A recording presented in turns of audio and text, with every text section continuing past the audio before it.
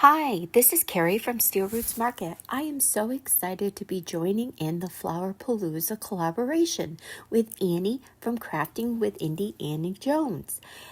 This collaboration is all about floral inspiration, so I will include the links for both the collaboration and Annie's channel in the description box below. So let's get started. So for this first project, I'm using these two oval bases that I had in my craft stash. They were just left over for some projects from before, and I decided I wanted to create a wall plaque or a little wall decor piece. So first, I'm taking the larger oval base and applying some black gesso just around the outer edge. It doesn't need to be in the center because we're going to be gluing the smaller oval in the center.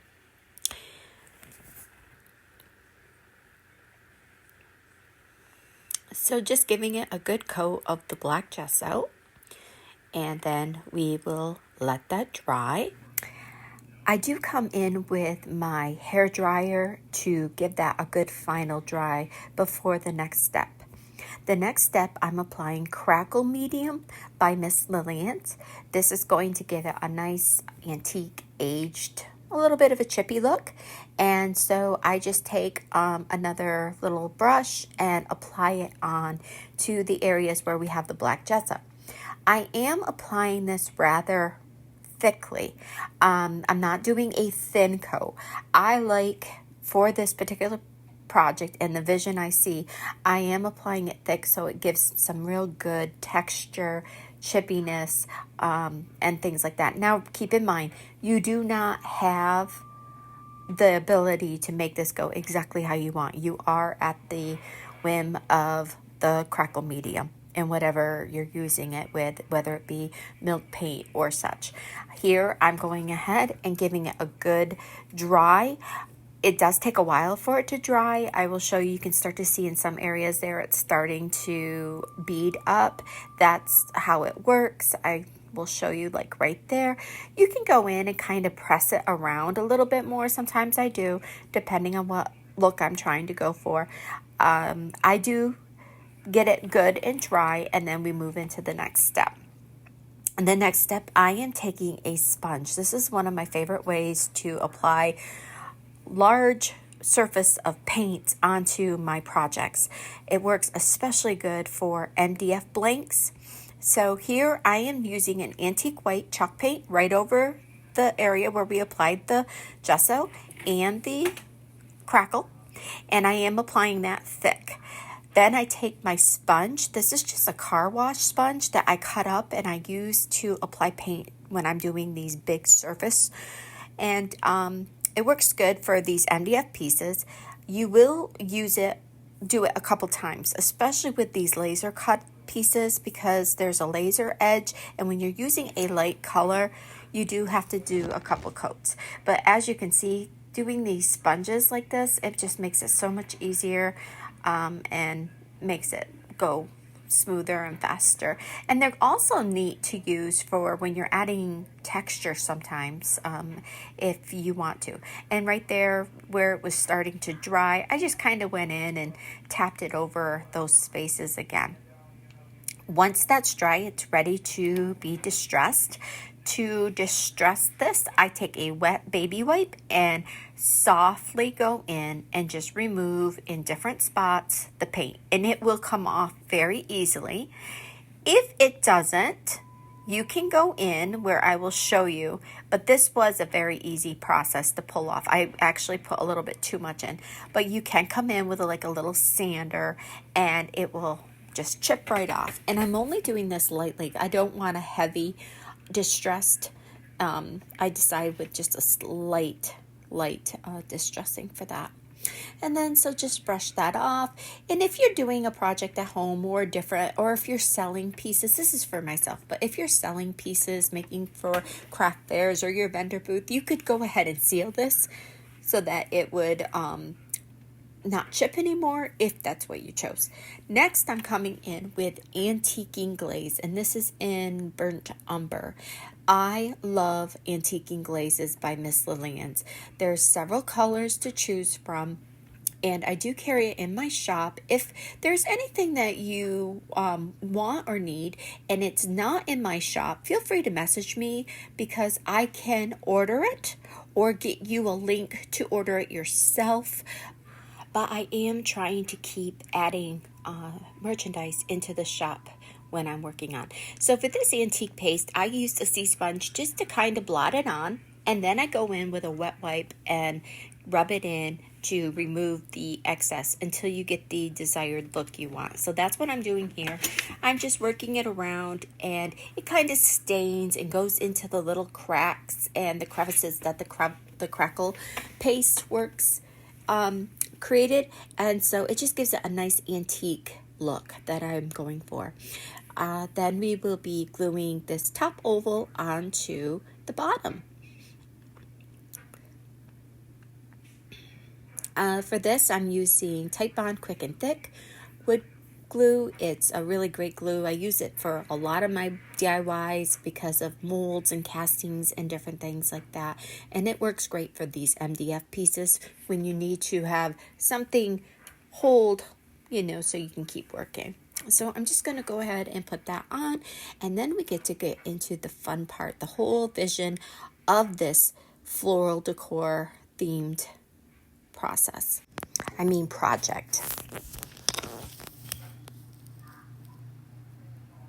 So once you get it all centered on there and let it dry, we will go into this next step.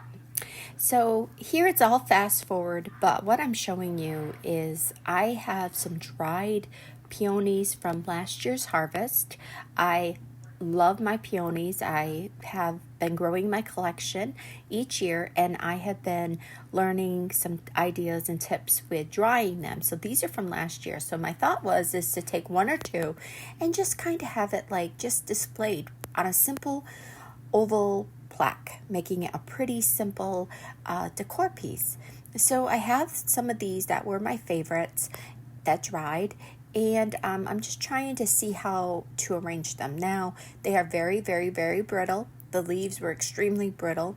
So I'm just working, thinking what ribbon I want to use, how I want to put the ribbon on, and, if I wanted them to be hanging upside down or like that. So I decide that I'm going to tie them with a simple ribbon, this chiffon ribbon.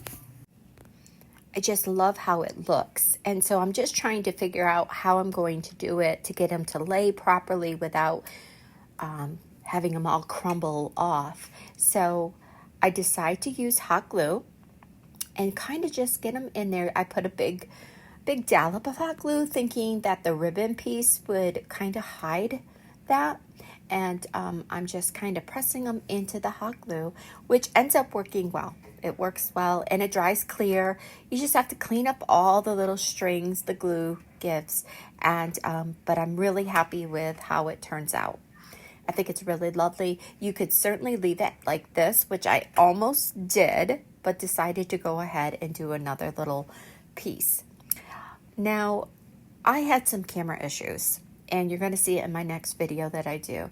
But I found out while I was editing and things that my camera storage is so full. So it was picking and choosing what it was recording. So I'm very sad. I missed some of the pieces. I'm going to do my best to explain them, but I'm just showing you how it looks right now.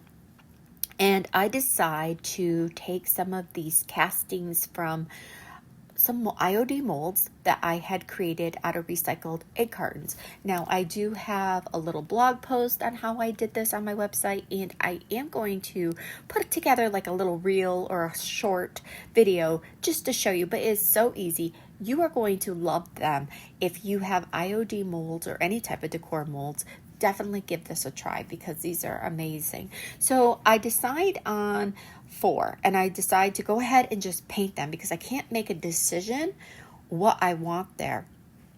And sorry if some of the video does clip out, I will try and explain. So I go ahead and apply just that antique white chalk paint right on there. Again, these are recycled egg cartons, so the pulp, it does kind of soak the paint right up, and you do have to really push them into the details. But I really love how these turn out, and they are very lightweight, and it's just another awesome medium to have to use in your decor molds. I have a lot of fun projects planned, so if you haven't been following me, I would love for you to follow me. So I go ahead and paint these up, and I figure once I see them painted, I kind of will get a better idea. I really love the one that I did that I'm painting right there. It came out beautiful. So I just continue to get these painted up. I decide on the two. Another tip I want to tell you is sometimes there's some little pieces left to the side. Just take your scissors or a craft knife and they cut off really easy. So again, I'm sorry for it in advance. It does skip out some of the video process, but basically I paint these up and then I play around trying to decide which label to use on my piece, and you're going to see quickly here which one I decided to use. So here we go. So I also tie the ribbon up into a bow, and I decide on the rectangle label. And the reason why I did, you can't see here, you will when I take it in closer, I take some gold paste and I highlight around that label, and it really brings out the detail. Really beautiful. On this particular label, there is like a little floral trim. So then I decide to take the new Apothecary labels by IOD. I do still have a few sets of these available. I know they are sold out from the stockists. We're waiting for them to come back in, but I do have, I think, 3 left that are available for shipping if you are still on the fence on this. So I take the little alphabet, and I am picking out the word peony. Now, it took me a while to figure that out because I first originally wanted to put peonies, but it wouldn't fit. So you can't see there, but I'm taking them. And then my tip I wanted to share is I love using the cover of my IOD ink to line them up. These tiny little stamp sets. Now, yes, I do have acrylic blocks and all that, or you could use the thin mount. But as you can see right there, right in the bottom, you can see it, especially now that they're tinted green, and you can line them up. That's what I'm doing right there. I'm so sorry it got cut off. I line them up, but you're going to see here, you're going to be able to see it perfectly through this clear case, but it gives you just the nice pressure to be able to stamp the image on. So see right there, you can be able to see it right through nice and clearly. And so I just use the black IOD ink for this and stamp the word peony right into that label. And it just finishes it off so lovely. I really love how this turned out, and it'll be a great keepsake for this year. I might on the back add what year these peonies are from, but I'm really excited about this piece. So you can see here, I stamp it in. Oh, I'm testing. I had to make sure it was lined up the right way. I'm not only a double checker, but like a triple, keep checking, making sure. So I press it in. You can see that it's black, inked up there with the black ink, and I press it in, and this case makes it nice and easy. You can apply a nice pressure, and then voila. This is a great stamp set. Really love it. So there you can see that. I'm really loving how it turned out. Now you could simply add a wall hanger on the back, one of those. It's very lightweight, so you could do the sawtooth hanger or a beautiful ribbon to hang it, or just use a plate stand to decorate it. Now here you can't see again, but I'm taking the gold paste, and highlighting the label. Highlight the label, and then I do gently rub it just here or there around the top oval on the outer edge, And the bottom, I do a couple little spots just to give it a little more of an antique finish. I love things that are cottage vintage inspired. I love floral pieces, but as you can see, that label turned out beautiful. So I hope you enjoyed. I have one more project to share with you. Thank you. So for this first project, I am using one of my recently created castings from recycled egg cartons. I do have a blog post over on my website how I did this, and I will be adding a little video clip just to share. It is super easy to do, but you will absolutely love adding this technique to your choice of mediums to use in your molds. It's always fun to have a variety, and these turned out really fun, really cute. They're lightweight, and other than your glue, it's just using water and recycled egg cartons. So for this little project, I chose a soft pink colored chalk paint. It's called Rosebuds in June by Miss Lillian's, and I am just giving it a good coat. Now, with using this type of casting, it's a recycled egg carton, it will soften up.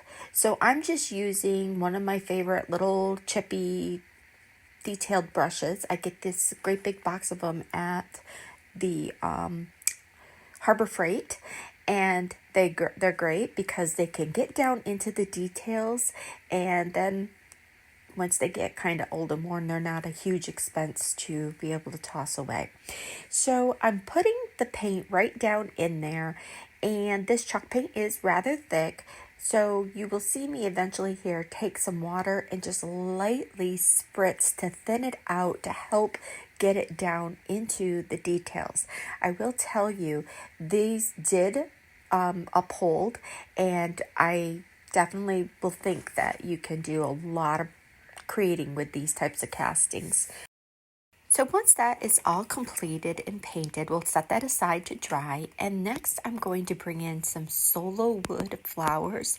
I picked through and picked some of the smaller ones that I have, and I'm going to go ahead and give them a coat of the same color paint, chalk paint, and get these all coated right up. If you've never done this before with solo wood flowers, there's a variety of ways you can do it. I've done it with just painting them. I've added paint and water and let them soak down in there to get a stained effect. But these are a lot of fun. And what I do is for this type, I'm just putting the paint on there, letting them dry to get that rosebud color so that everything matches to the frame. And you will see I do add a little bit of water to let it kind of get down in there and drip, and these will turn out really great when you see them at the end. So we set them aside and let them dry, and next I'm coming in with some white chalk paint. And the reason why I'm doing this is I'm planning on decoupaging with rice paper an image, and when you decoupage with rice paper, as many of you may or may not know, you would like to have a nice light background so the image really pops. I also am coming in with the chalk paint in the rosebud to reapply on this casting. Because of it being the recycled paper, I think it just really took the paint really well, and so I gave it a new coat. Moving on, after I complete this, I go ahead and decoupage my image. Now, for unknown reason, my camera did not record this next step, but if you are unfamiliar with decoupaging, I have lots of videos on my station on how to decoupage, but I will show you the paper that I chose. And what I did was basically cut the image out and then did a quick water technique to do the tearing, and then decoupaged it using Decoupage Medium by Pentart, and let that dry. Put a coat on the bottom, on the surface of the casting, decoupage the rice paper on, and then you can see right here I had cut the image out. So this is now where the camera picked back up. It's all decoupaged on, it's all dry, and so what I do next is I come in with some gold antique paste and some liquid gold. These products are both by Pentart, and I come in and I tap it onto the tops and tips of the roses and along the highlighted edges of the raised images on the casting. And I am just going on and hitting it with the antique paste, the gold antique paste, and then you will see me come in with a very fine tip detailed paintbrush to put the liquid gold on. And the liquid gold just makes it really shimmer and pop. And when I do some better pictures later in the video, you will see it really adds a very antique but rich, beautiful look for this little casting, decoupage casting. And the flowers turned out absolutely beautiful also. So here I just continue adding the paste and the liquid gold in spots to create that desired look. I also absolutely loved the way I added it around the edges of the casting. It really added some great color and metallic look to it. And just continue to get it to applying it to the flowers and the casting till it gets to how you like.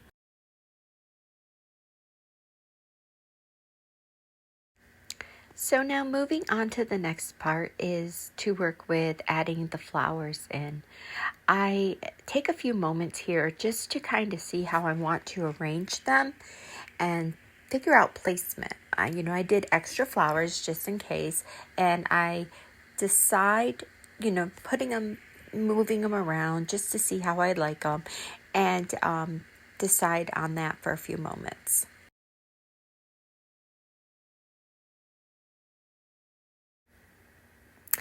Another little tip I want to share, as I was trying to do my placement, you'll see here, I take my scissors and cut off that extra on the bottom of the flower to help it sit better when I go to glue these down, and that worked out really well. Another tip I wanted to share with these solo wood flowers, I take them and as you can see, like in the bottom of the screen here, it kind of goes off camera, but I'm really kind of smashing it and like manipulating it, smushing it. And I was trying to get more of a cottage rose, real full cottage shabby chic rose look. And it worked out really well. So these flowers are really great to work with to add to your projects. Next, I decided to use hot glue. So I'm just putting a little hot glue on the bottoms of these and kind of pushing them right down into that bottom corner of the picture frame. And I decide to do 3 floral roses, and they work out really well with the hot glue. They just attach right on there, but I'm sure you could use any glue for these projects.